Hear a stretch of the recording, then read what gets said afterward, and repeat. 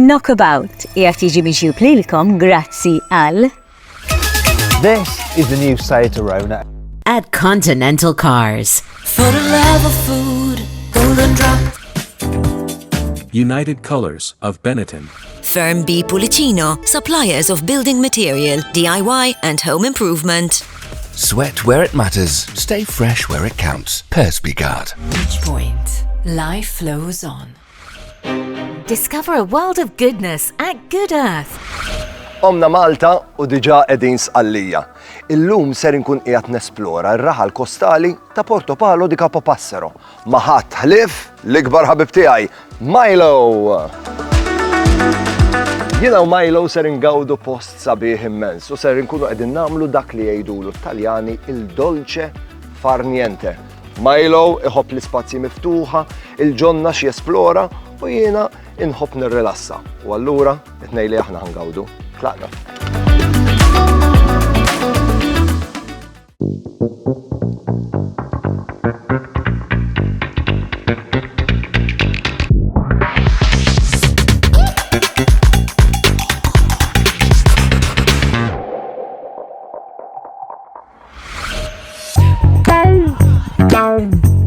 Min Pozzallo naqbad it-triq tiegħi lejn Portopalo di Capopassero. Finqas minn sija sewqan ser nasal f'raħal b'seħer rustiku li amalgama mal-baħar. Ser niltaqa' mal-ħabiba tiegħi Miriam u żewġa Rosario, it-tnejn Siċiljani. Rosario minn Nikosija u Miriam kibret u trabbiet Portopalo di Capopassero. Għandha passjoni kbira għall-ivvjaġġar u passjoni ikbar għall-kosta ta' xlokk ta' Sqallija.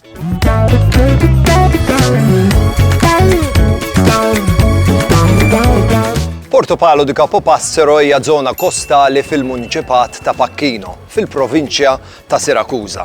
Hawnhekk ġejt biex ingawdi it-tranquillità. Hawnhekk ma tgawdix biss ikel tajjeb u baħar sabiħ, però wkoll tgawdi storja rikka.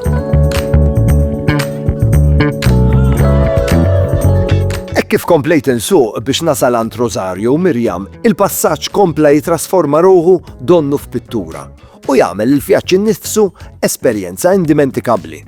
It-triq tgħaddi minn elieqi vibranti b'siġar ta' żebbuġ u vinji, filwaqt li x-xemx titfa' lowm debi fuq l-oljiet. U ma stajtx ma neqafx biex nammira l-veduti panoramiċi. Fil-bot, l-ilmijiet ċari daqs il-kristall tal-Mediterran jistednuk biex tieqaf u tieħu nifs mill-arja pura u tammira il-veduti sbieħ. Li tgawdi ftit ħin f'din it-tranquillità hawnhekk għall-kwiet nista' ngħid li tkun qiegħed gawdi festa għas-sensi kollha.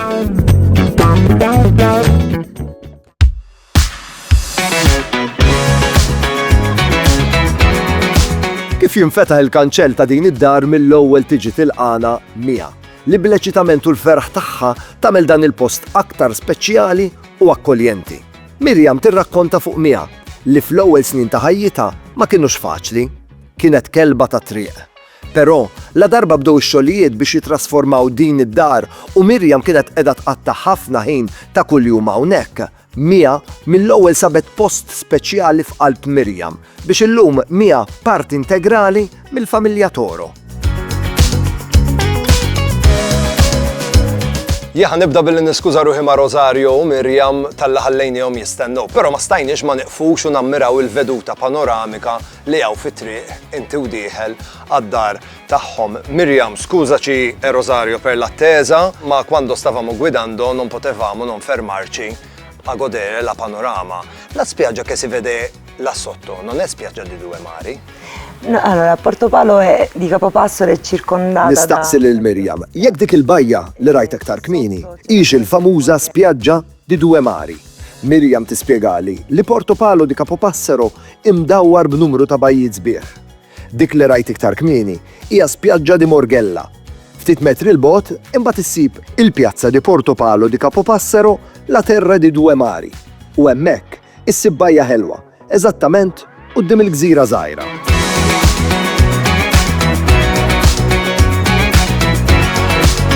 Tajb li ngħidilkom li jiena u Milo għandna x-xorti li nqattaw ftit ġranet hawnhekk ma' Rosario u ma' Miriam. Però tajb li ngħidu li Miriam hawnhekk f'din il-proprjetà għandha ħafna memorji ta' tfulija għax fil-fatt din il-proprjetà kienet tal-familja tagħha. Rosario, io sono molto curioso di sentire l-informazzjoni sulla ristrutturazzjoni. Jiena kurjuż biex nisma' naqra x-xogħol li ħadu sabiex ovvjament setgħu jagħmlu rinnovazzjoni ta' din il-proprjetà.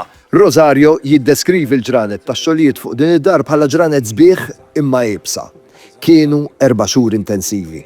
Ta' kuljum flimkien ma' Miriam kienu jisbħu hawn, jimmotivaw lil ħaddiema u jsegwu x-xogħlijiet breqqa. Rosario japprezza immens id-dedikazzjoni tal-ħaddiema kollha u kemm dawn irnexxielhom wettqu l-proġett fil-ħin. Miriam taqsam miegħi kemm il-persistenza kienet importanti. Il-fatt li huma kienu jemnu fil-proġett bil-kbir kienet ittihom saħħa barranija biex jinsistu u jelbu l-ostakli li kienu jaffaċċaw ta' kuljum. Nistaqsi lil Rosario li ma parti mix-xogħlijiet huwa l-aktar kburi bihom. Rosario jgħidli li diffiċli jażel. Irnexxilhom wettqu dak kollu li kienu joħolmu għal din id-dar u l-fatt li middew idejhom biex ix-xogħlijiet tlestew tagħmel din id-dar iktar speċjali. U x-xogħol u l-ħolm ma jieqaf qatt. Il-proġett li jmiss Pixxina. Miriam tispjegali li ta' kuljum toħlom u toħroġ b'idejat ġodda. Il-passjoni li għandha għal dak li qed tagħmel iżomm l-idea tul ħolm ħaj.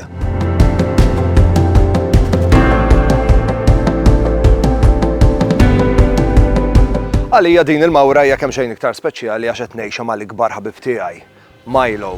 Biex ngħidilkom Milo il-kumdità iħobb jorqod, però mbagħad iħobb jesplora ħafna. Ma jkunx hawn rokna li ma jdurx biex jara eżattament x'ikun fiha u x'ma jkunx fiha. Jekk jara xi farfett, jiġri warajh ballun, jiġri warajh ukoll. U jekk nersqu lejn il-baħar, erħilu biex jieħu rankatura u jaqbes jew.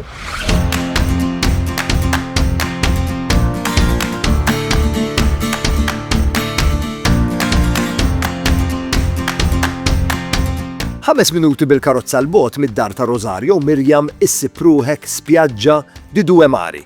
Din hija bajja sabiħa li tinsab fuq Isola delle Correnti, qrib Portopalo di Capopassero.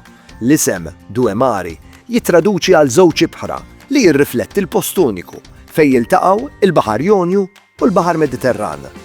F'dan il-post jinħoloq pajsaġġ impressjonanti bil-mijiet ċari u kulur mill-isbaħ fuq kull naħa tal-meded dojoq tar-ramel. Il-bajja hija popolari għal sbuħija naturali tagħha, l-atmosfera paċifika u l-opportunità li tista' tgħum f'dan l-ilma hekk sabiħ. Meta jiġi l-baħar ma' Milo ma tkun problema xejn biex jinżeljhom. L-unika problema huwa meta jsir il-ħin biex nitilqu u jkollu jitla'. Ejja Milo ħammorru, tlaqna.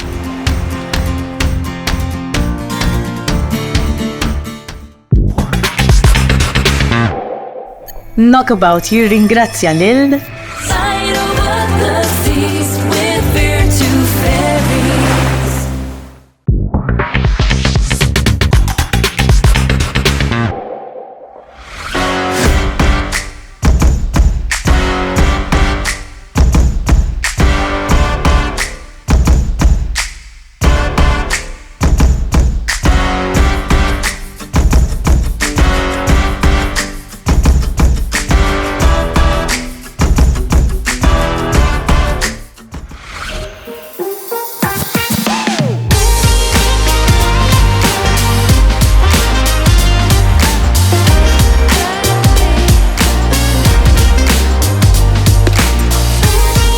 Jiena u Milo issa qegħdin fil-qalba ta' Portopalo di Capopassero. Id-dar tal-ħbib tiegħi Miriam u Rosario qiegħda madwar 20 minuta l bogħod minn hawnhekk. Mixja ħelwa li tgħaddik minn modiji rurali u tranquilli. Passiġġata ideali għal xi ġurnata sabiħa tal-ħarifa jew tar-rebbieħ. U la darba tkun imxejt mixja ta' 20 minuta, imbagħad ikollok l-iskuża ideali biex tpoġġi bil-qiegħda hawnhekk, tordna kafè tajjeb u xi ftit ħelu tipikament Siċiljan mill-iktar awtentiku.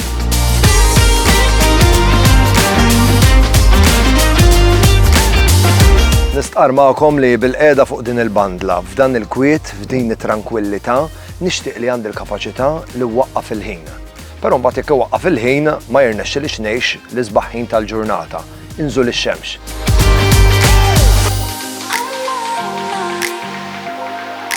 La darba tinżel ix-xemx u jibda l-lejl, it-triq prinċipali ta' Portopalo di Capopassero titrasforma ruħha f'żona pedonali, triq ta' divertiment adattata għall-familja kollha.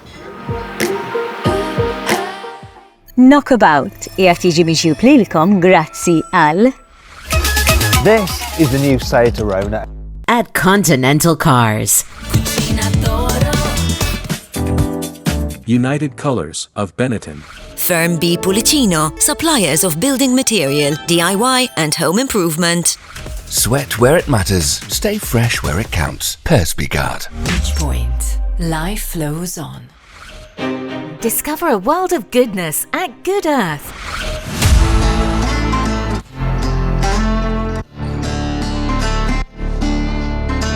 Portopalo di Capopassero hija żona kostali fil-Muniċipat ta' Pacchino, fil-provinċja ta' Sirakuża.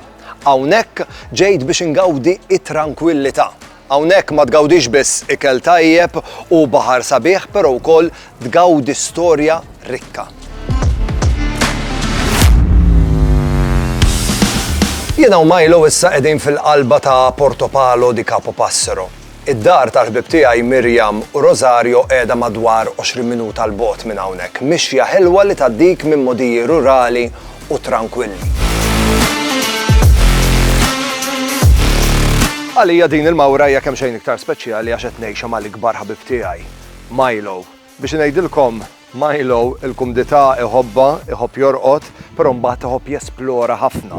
Ma jkunx hawn rokna li ma jdurx biex jara eżattament x'ikun fiha u x'ma jkunx fiha. Jekk jara xi farfett, jiġri warajh ballun, jiġri warajh ukoll. U jekk nersqu lejn il-baħar, erħilu biex jieħu rankatura u jaqbes jew.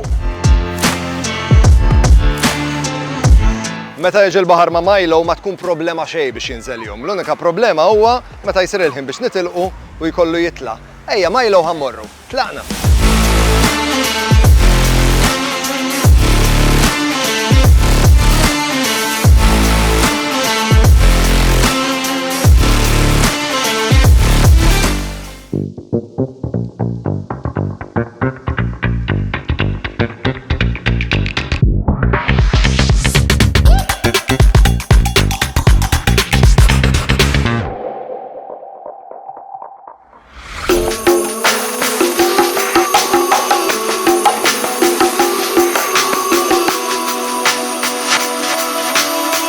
Dil-mawra hawnhekk f'Portopalo di Capopassero ma' Milo għalija tittini sens ta' veleġġatura. Morna l-baħar, morna passiġġata, kilna tajjeb, xi miss issa, mhux li tirrilassa. Ejja Milo.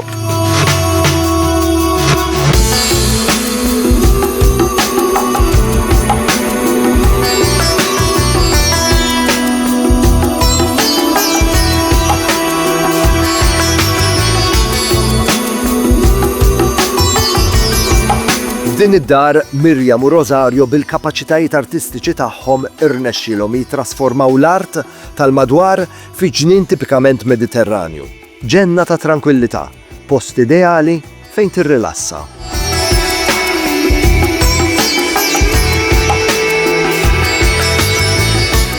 Nistqar magħkom li bil-qiegħda fuq din il-bandla, f'dan il-kwiet, f'din it-tranquillità, nixtieq li għandi l-kapaċità li waqqaf il-ħin.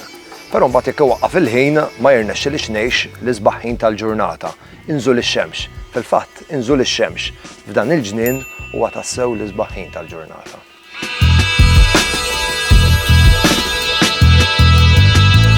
Ta' bilħaq, ħin inżul ix-xemx huwa l-isbaħħin li tgawdi dan il-ġnien. L-isfumaturi bil-win differenti fis-sema joħolqu l-atmosfera ideali biex tirrilassa. Personalment bqajt impressjonat kemm dan il-ġnien hu miżmum u organizzat tajjeb. U ma stajtx ma nsaqsix min jieħu l-aktar xogħol bejn Miriam u Rosario biex dan il-ġnien ikun jidher dejjem fl-aqwa tiegħu. Rosario u Miriam jispjegawli li x-xogħol ta' kuljum biex il-ġnien ikun jidher fl-aħjar mod jagħmluh flimkien u ta' kuljum. Rosario imittidejha x-xogħol li jinvolvi tqandilu ġar, filwaqt li Miriam ta' kuljum tuħseb il-pjanti. Però Rosario jinsisti li għax jaħdmu id fit flimkien jirnexxilhom iżommu dan il-ġnien jidher isu xi ritratt ta' xi rivista. Miriam tirrakkuntali kif fil-bidu dawn il-ġonna kienu artijiet abbandonati.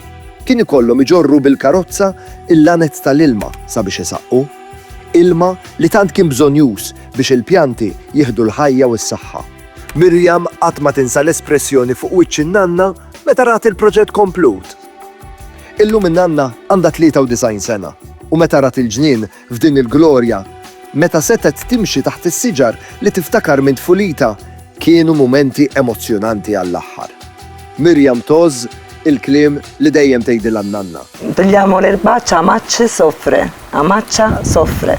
Aqta l-ħaxix ħażin ħalli l-pjanti jieħdu n-nifs u jitkattru.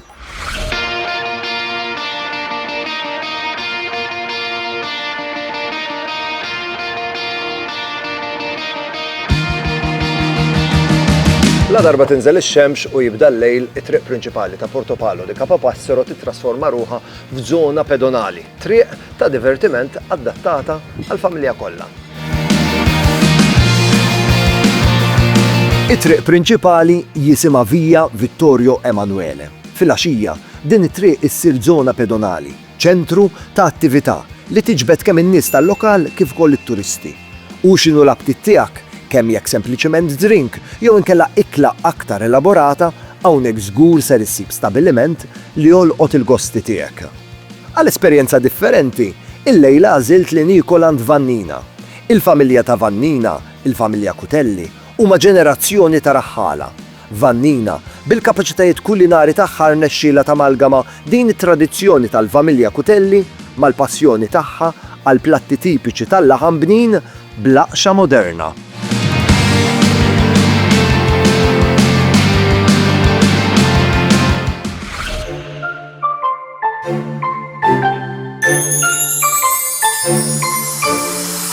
Il-fatt li din iż-żona ta' kull filgħaxija ssir pedonali hija destinazzjoni ideali għal dawk li qegħdin jivvjaġġaw bit-tfal jew bil-klieb. Għax il-fatt li ma jkunx hawn karozzi tagħti kemm xejn iktar libertà lit-tfal sabiex jippassiġġaw liberament jew inkella jilagħbu fit-triq.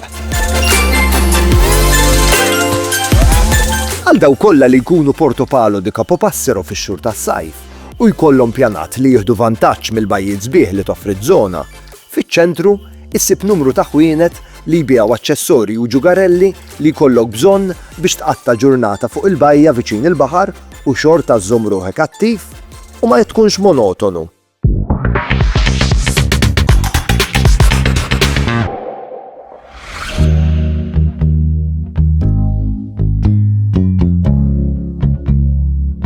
Biswit il-qalb ikolli ngħid li l-mawra tiegħi u ta' Majlo hawnhekk f'Portopalo di Capopassero waslet fit-tmiema. Iż-żjara tiegħi għand Rosario u Miriam ser tintemm. Però tajjeb li ngħid li Miriam u Rosario huma l-veru tifsira tal-akkoljenza Siċiljana. Bil-karattri vibranti tagħhom għamlu minn kollox sabiex il-ġranet li qattajt magħhom neqpa' niftakarhom u nżomm għal dejjem. Niltaqgħu għal Knockabout Sicilja li jmiss. Saħħa.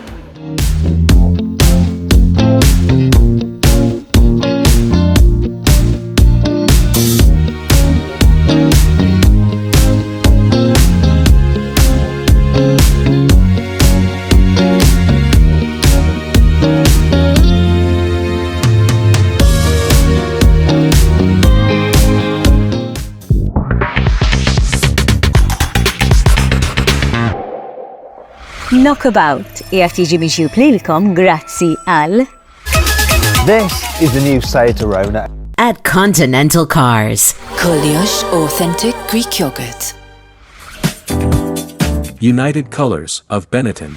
Firm B Pulicino, suppliers of building material, DIY and home improvement. Sweat where it matters. Stay fresh where it counts. Perspeguard. Reach Point. Life flows on. Discover a world of goodness at Good Earth.